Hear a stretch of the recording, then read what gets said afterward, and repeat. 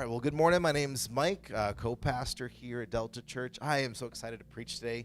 We're continuing our series, Show and Tell. Show and Tell, we're calling it that because our pastors, myself, my wife, and then our worship pastor, Pastor Mary, we are going to be telling what God has been showing us this past year, kind of in our own personal lives, what we're passionate about, what God's been speaking to us, just kind of what I write in my journal and my personal devotions. It's like I want to share that with the church. So we're calling our first series Show and Tell.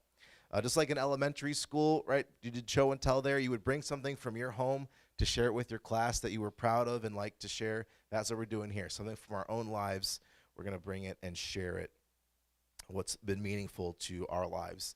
Again, I love Hebrew poetry. I talked about this last week. So we did Psalm 36 last week. We're going to stay in that again today. Maybe the nuances of poetry aren't fully your jam, but hey, it's what God's been showing me, and I'm sharing, and I hope you get a little bit excited about some Hebrew poetry today. So last week, we went through kind of the purpose of Psalm 36, how it shows the contrast of the wicked person and God's ways. And I think sometimes instinctually think, well, wicked just means bad and God is good.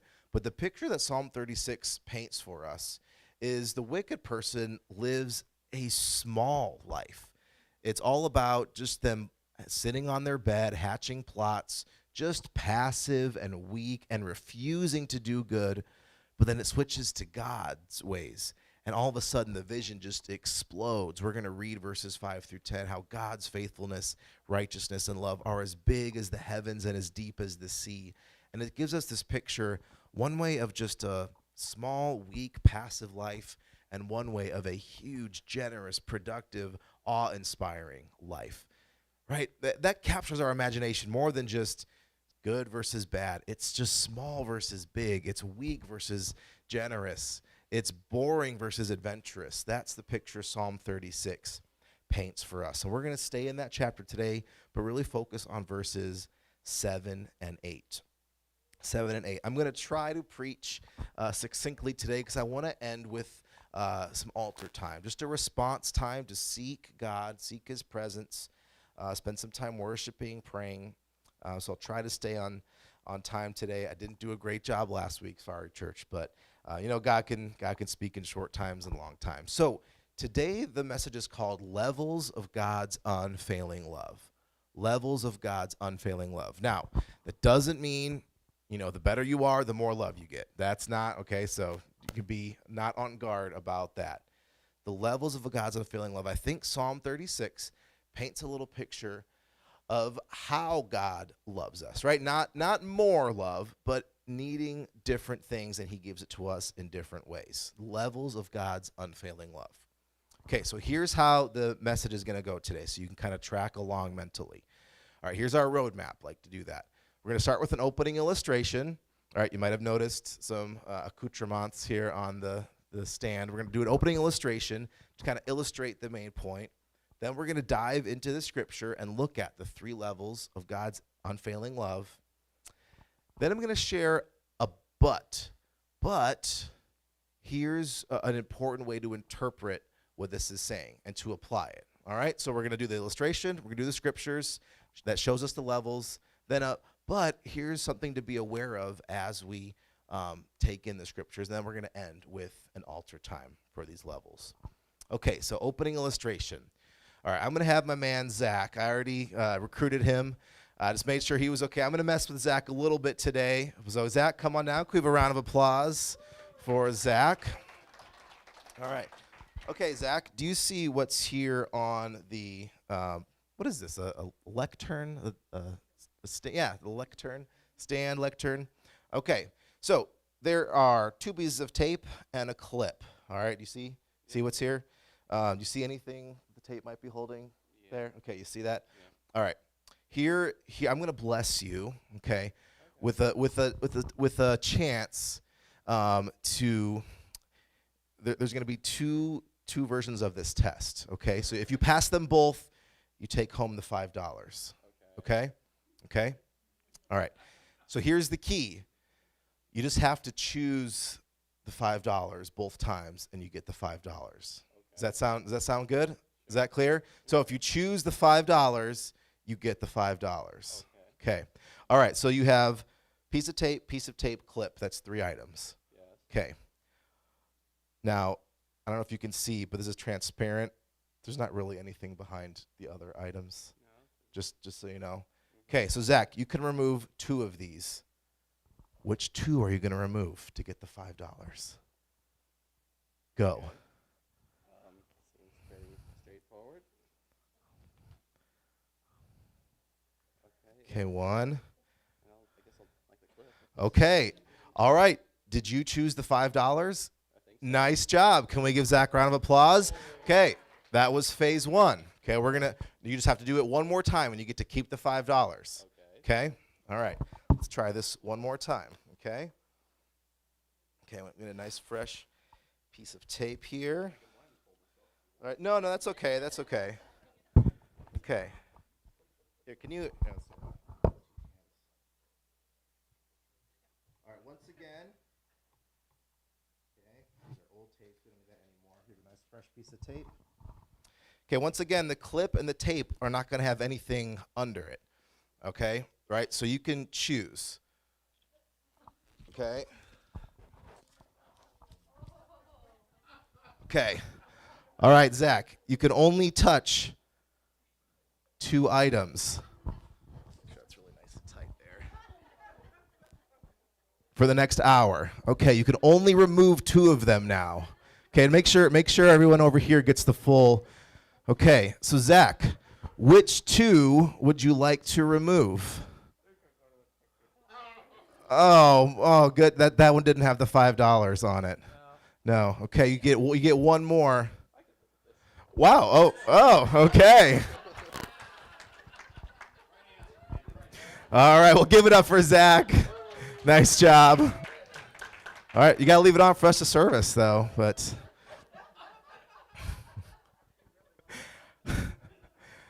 well, you kind of ruined my illustration there, Zach. But no, yeah, all good. Okay, but at the beginning you're thinking, well, of course he's going to choose the $5 versus nothing, right? But in the second scenario, what was more important to him, the $5 or the nothing that was underneath, right? The breathing is a little more important. Okay, so you can take the clip off, Zach. That's you've earned it. No, but you keep the $5. No. It is yours. Ashley, I owe you $5. Okay. Okay, here's the point here. The blessing that he would have gotten, again, if he just pretend he took off, the clip and the tape at first to breathe, right? Kind of important thing to breathe. The first stage, the blessing was obvious. Take the $5. The second stage, which blessing did he need? He needed the blessing of nothing, right? Just removing, because in that moment his needs were different. Right? What was more important was not that he got $5, was that he needed to breathe. Right? That's the need he had in that moment. Right? And so say he walks into church like that, can't breathe, and I say, "Oh, hello, congregant of mine. I want to bless you. Here's $5. Have a good day." That would not be right of me, right? What he needs in that moment, if he's coming in frantic, what I need to bless him with is removing the tape, right? Right? The blessing that's needed is dependent on where his circumstance, right? That's the point kind of making here, right? Sometimes it's you need the $5. That's what makes your life better. Sometimes all you need is not the $5, is the nothing that's underneath. You just need to breathe. Okay, that's kind of the point there, is the blessing that is needed is dependent on the circumstances. And sometimes the blessing that's needed is a bonus, is a gift, is $5, is taking a coffee. And sometimes it's, I just need to breathe for a minute. And that's the blessing that's needed. And true care and true love identifies the need. Okay, that's the illustration. Now let's get into the scriptures. It's going to support this. 3 levels of God's unfailing love. All right. We did this last week. I'm going to ask that we do a communal reading of the scriptures. I will read, the odd numbers. We're going to read Psalms 36, 5 through 10. We're just going to locate ourselves in the stanza, right, or the strophe we talked about last week. I'll read the odd numbers. Congregation, if you can read the even numbers back to me. So I'll read verses 5, 7, 9. You read 6, 8, and 10. Psalm 36. Your unfailing love, O Lord, is as vast as the heavens. Your faithfulness reaches beyond the clouds.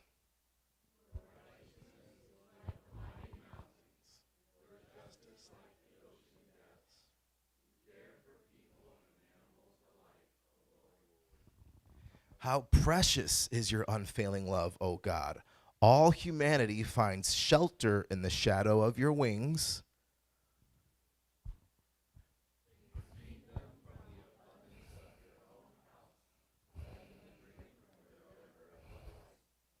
For you are the fountain of life, the light by which we see.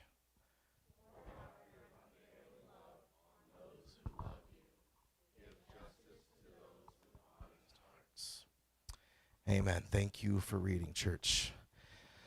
Jesus, let your word speak today. All right, so that's our stanza. That switches, verses 1 through 4 are the smallness and the weakness of the wicked, and that was the bigness of God, the adventurousness of God. Big as the mountains and the sky and the seas, and the fountain of life that gives all these things to people and animals alike. All right, we're going to zero in on verses 7 and 8 today. 7 and 8. So I'm going to grab my whiteboard.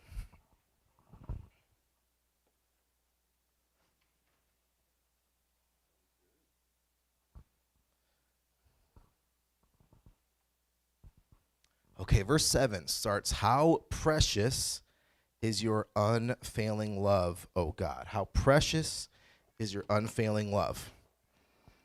Okay, so that sets it up. God's unfailing love. It's so precious. Well, what does it do? Then the rest of 7 and 8, it gives us three things. God's love is so precious because all of humanity, I guess now is three things. All of humanity, what's the first thing that all of humanity finds or gets from God's love? Shelter. They find shelter. Find shelter.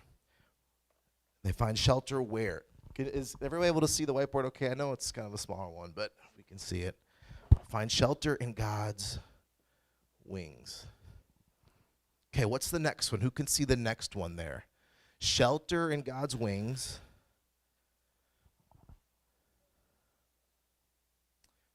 Provision. Yeah, you're getting my point ahead of me, Pastor Amy. That's great. So yeah, provision, but directly is food, right? You get fed. Get fed from the abundance of God's, I'll do green there, like in my assignments to keep the same. Sorry, I ran out of room. So humanity finds shelter in the shadow of God's wings, shelter in his wings, gets fed from the abundance of his house, and what's the last thing? What's the last thing? So, drink. Go inside. It's kind of hard to write diagonally upside down like that. Okay. Drink from the, and actually,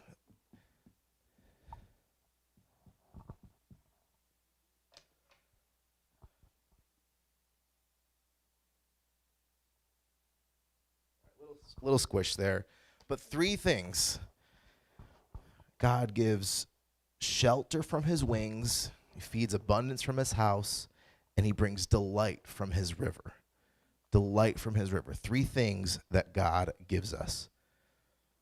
Okay, so the first one, finding shelter in the shadow of your wings. What does that mean? Now, if you're like a church person, you've heard this like, oh yes, under the shadow of God's wings. But what does that literally, what's the image there? Why is this, what is being under the shadow of God's wings? Protection. Where's my black marker? Yeah. So this is, I guess I'm out of room. I didn't really think about that. Okay, so this is protection.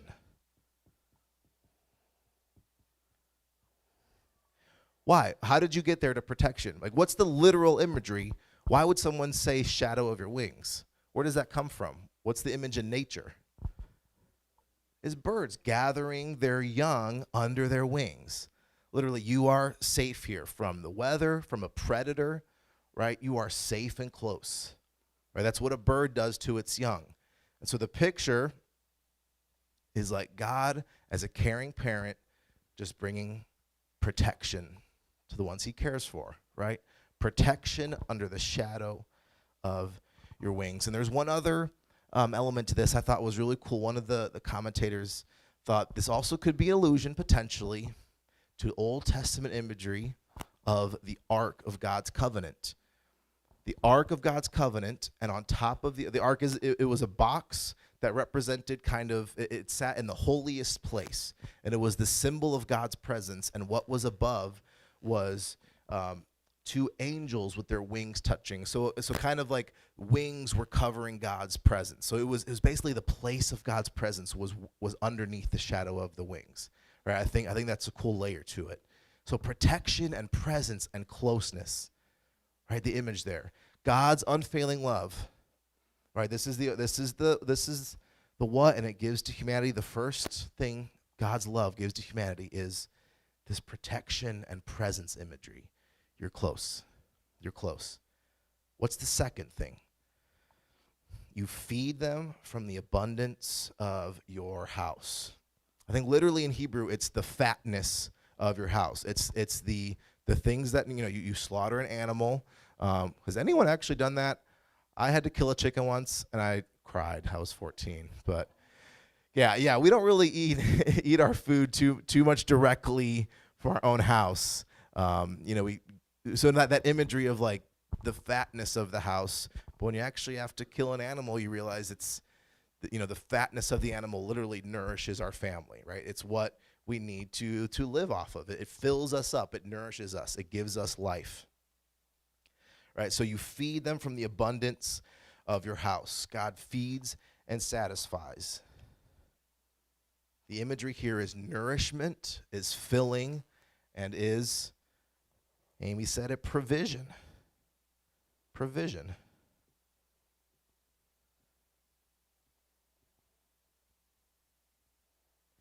God gives us protection. He gives us provision.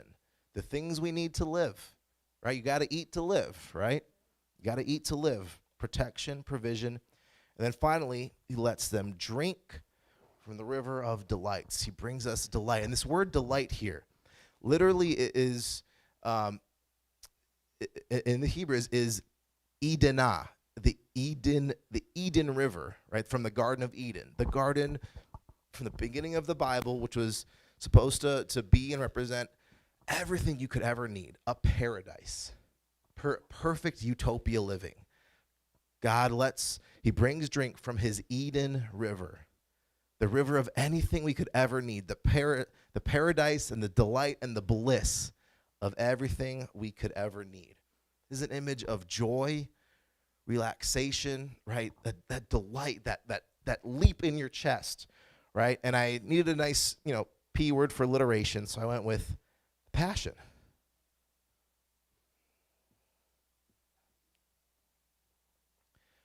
Right, the passion of full living. Right now, I would say a life without any passion, you could have everything you need, but a life without passion is still an incomplete life, right? Just existing is not what we were made for. So all humanity, we're breaking down some literature here. It's great. God's unfailing love gives to all humanity protection, provision, and a passion for life. I believe we need all of these things to fully thrive. These are all part of healthy living that his unfailing love, some translations will say strong love or loyal love or devoted love. The Hebrew word is chesed. For us, love is a little more of an emotional type thing, more of a kind of a happy feeling type thing, but this is an imagery of kind of, it's strong. It doesn't move. That's why you get devoted, faithful, loyal love. It's an action. It's a strong thing. So God's hesed gives these things. We need all of these things. All right, so that was number 2 on our roadmap. We did the illustration. Thank you, Zach. This was number 2. We're looking at God's levels that Psalm 36 invites us to think about. Now here's number 3, the but. But I think often we need these 3 things at different times. I think we need them at different times, or different people need different things in their life. I think we need them at different times. If you try to push someone towards passion when all they need is protection, it can come across almost like a slap in the face even. Like you don't really know where I'm at right now, do you? You don't really get what I need right now. Again, back to our illustration. If Zach couldn't breathe and was coming to me, and had tape around it, I can't breathe, and I said, you know what, Zach, here's a scholarship for your next college class. He would be like, what? That's not what I need right now, right? Right? There's a time when that would be a great blessing, but right, you need to breathe first. Breathe first. Okay, so this made me think of, there's a theory from last century called the hierarchy of needs, Maslow's hierarchy of needs. And I don't want to get too in depth, like, Psalm 36 is the original. But I think just the concept is there. And Maslow was studying human needs, and he was studying what do humans need to thrive, and he came up with this theory that you kind of need these in order. The first thing you need is physiological needs. You need to breathe and eat and drink, right? If you don't have those, you're not going to be super interested in the other things. Right, and then safety and a place to live, then to be loved and belonged, right? Then to be proud of your self-esteem, and then, self-actualization. I'm not really I haven't studied it too much, but just that concept of, he saw in humanity, it seems like when we don't have the bottom ones, we have to get to the bottom ones first. And I think Psalm 36 is showing us, it gives us a little bit of a picture of this, that God's love has different levels to it. And wisdom says there's ways to receive it and apply it to other people. This also made me think of, there was a comedy duo called Tripp and Tyler from about 10 years ago. It was an awesome video. It was hilarious, about going to Africa when like Tom's Shoes was a big thing. Does anyone remember Tom's Shoes? So they made a video how they're going to go to Africa. It's a spoof, and they're going to give away smoothie machines and ab crunchers. And then my favorite one, I think, put that picture up, Pittsburgh Pirate season tickets. And it's the same thing. It's like, this is not what these people, you're doing this to feel good about yourself, but it's not what these people need. They don't need Pittsburgh Pirates season tickets, right? All these illustrations are kind of pointing to the same point. When you're trying to give someone something they don't actually need in the moment, it's not actually loving them. It's not what they need. Right? You need to meet their basic needs first. There's wisdom in how to love someone well, right? Even with good intentions, right? You could go over and give them smoothie machines, right? But if you don't have water, food, all that things, it doesn't make sense. We need all of these things, but I think we need them at different times and in the right order. And I think Jesus understood this as well. Think of the Samaritan parable. There's a story where Jesus tells where a man is traveling. He gets beat up by thieves. He's laying bloodied and dying on the ground. And religious figures walk by. A priest walks by and does not help the man because he has religious duties to attend to. And then a Levite walks by, which I guess in our day would be like a deacon or, I don't know, youth pastor, kind of a little lower level minister. They don't help the man because they have religious duties to attend to. And Jesus is saying, this is not right. Now, were those, in this fictional story, were those guys going to do something good that would have blessed someone?